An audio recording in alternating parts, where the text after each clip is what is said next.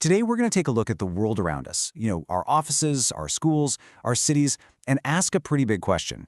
What if the way we design everything is fundamentally at odds with how about a third of us actually think and feel? Let's dive in. Think about it for a second. This question pops up everywhere. You see it in the nonstop buzz of an open plan office or the way schools push group projects all the time. Our world really seems built for constant interaction. But what if? What if this design is accidentally leaving a huge part of the population behind? To really get how we got here, we've got to rewind and look at a major cultural shift. So this slide shows a really fascinating pivot in our culture. As author Susan Cain points out, we used to have what she calls a culture of character. You can see it there on the left. Things like integrity and honor, your inner virtues, were what mattered most. But as big cities and big business grew, we shifted to a culture of personality, over on the right. All of a sudden, the ideal person was someone magnetic, charming, dominant, the kind of person who could win you over in a heartbeat. And this wasn't just a small change in what we liked. Nope, this shift created a whole new value system, one that's kind of taken over everything. And it has a name, the extrovert ideal. Here it is, the core concept in a nutshell. The extrovert ideal. It's this belief, and it's everywhere, that the perfect person is outgoing, an alpha, someone who just loves being in the spotlight. It's become the default setting for what success looks like, and man, does it shape the very spaces we live and work in. And this is where you can really see it in the real world.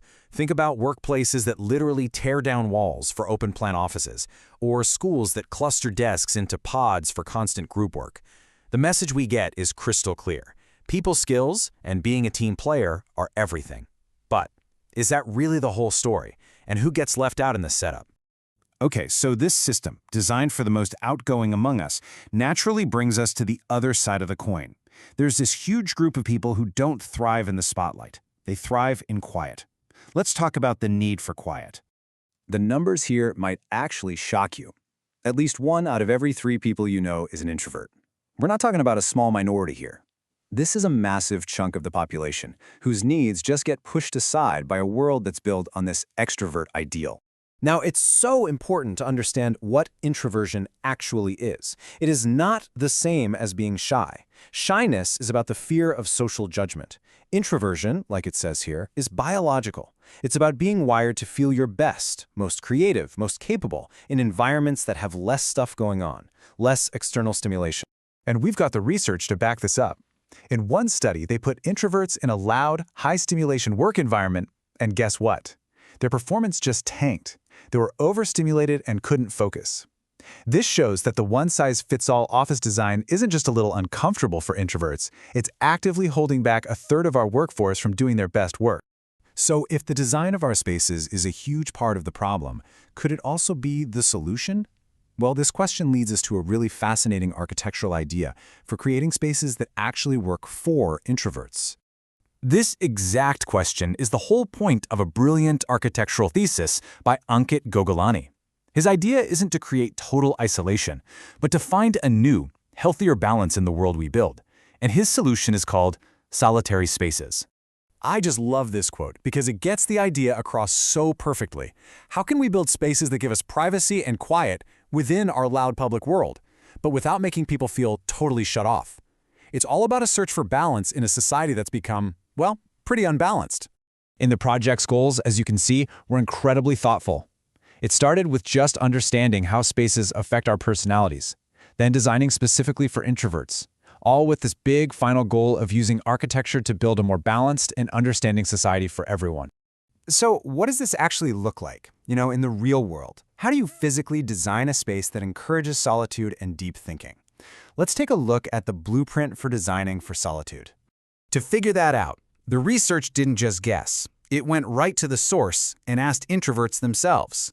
And when they surveyed introverts, a really clear pattern of what they wanted emerged. They wanted to be near nature, to be in secluded spots but not totally isolated, and to be able to kind of watch the world from a distance. But the biggest things were getting rid of visual and auditory distractions. A lot of them even brought up the idea of hidden or underground spaces. And these findings were translated directly into architectural designs. The plan suggests creating these clusters of small, private pods for working. It actually uses the landscape itself, building mounds to hide quiet, underground areas. And it calls for natural materials like rammed earth and wood to create this warm, quiet atmosphere. It's a real, tangible blueprint for quiet. Okay, so this is way more than just a cool architectural idea. It really brings up a much bigger question. Why does this stuff matter so much? Not just for introverts, but for all of us. Because at the end of the day, this isn't really just about introverts. It's about realizing that deep thought, real creativity, and just recharging our batteries, that stuff requires moments of solitude for everyone.